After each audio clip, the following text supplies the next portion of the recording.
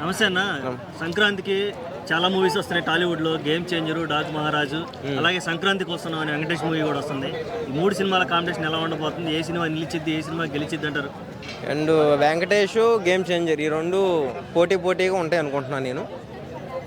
ఎందుకంటే గేమ్ చేంజర్కి వస్తేనేమో డైరెక్టర్ గారు ఏది తీసినా సరే ఫ్లాప్ అంటున్నారు.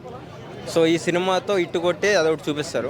సో వెంకటేష్ గారి దగ్గరికి వచ్చేటప్పటికి చాలా రోజులకి మళ్ళీ వస్తున్నాడు కాబట్టి ఇంకా కొత్త కాన్సెప్ట్తో వస్తున్నాడు, పల్లెటూరు కాన్సెప్ట్తో వస్తున్నాడు కాబట్టి కొంచెం అందరికి కూడా అంటే పండగ అంటేనే పల్లెటూరులో చాలామంది కూడా చేసుకుంటారు కాబట్టి అదే కాన్సెప్ట్తో వస్తున్నాడు కాబట్టి అది కూడా ఇట్టేయడానికి చాలా ఛాన్సెస్ ఉన్నాయి. అది డాక్ మహారాజు కూడా మరి అదే టైంలో దిగుతుంది థియేటర్లోకి. అది మాస్ కదా, మాస్ వాళ్ళకి చెప్పలేం. అంటే పండగకి అంటే కొంచెం పండగ వాతావరణం ఉన్న సినిమాలే హిట్ అవుతాయి ఆల్మోస్ట్.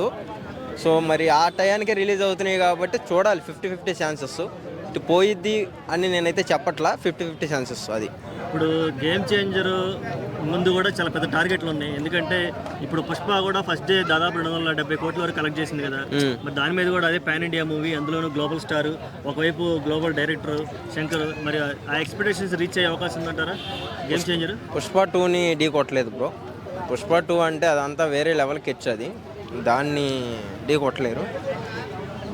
గేమ్ చేంజరు అంత దాకా వెళ్తలే కానీ కొంచెం అటు ఇటుగా వెళ్తుంది అయితే నేను అనుకుంటున్నా. ఇట్టయితే 100% అది పక్క.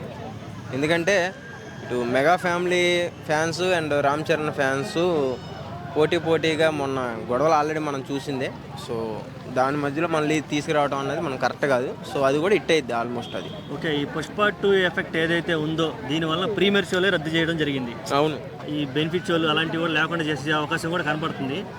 ఇది నెక్స్ట్ వచ్చి రాబోయే టాలీవుడ్ హీరోల మీద, వాళ్ళ యొక్క సినిమాల కలెక్షన్ మీద ప్రభావం చూపిస్తుంది. ఆల్రెడీ పడిపోయిందిగా.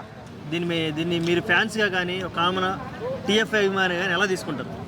ఎలా తీసుకుంటున్నామంటే ముందు అవి ఆపటం ఓకే, గుడ్, మంచి పద్ధతే. కాకపోతే టికెట్లు పెంచడం అన్నది అది తప్పు అబ్బా.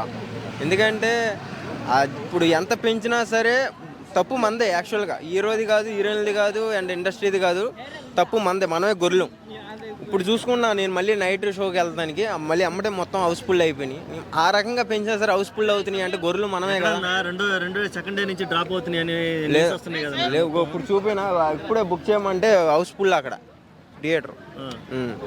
మరి న్యూస్ అంతా కూడా సెకండ్ డే నుంచి ఫుల్ డ్రాప్ అయిపోతున్నాయి ఏదో చెప్తారు ఇంకా అంతే. కొంతమంది ట్రోల్ చేసే వాళ్ళు చెప్పుకుంటారు, అవన్నీ నిజాలు కాదుగా. ఆల్రెడీ హౌస్ఫుల్ అయిపోయింది, వెళ్తాకి టికెట్లు.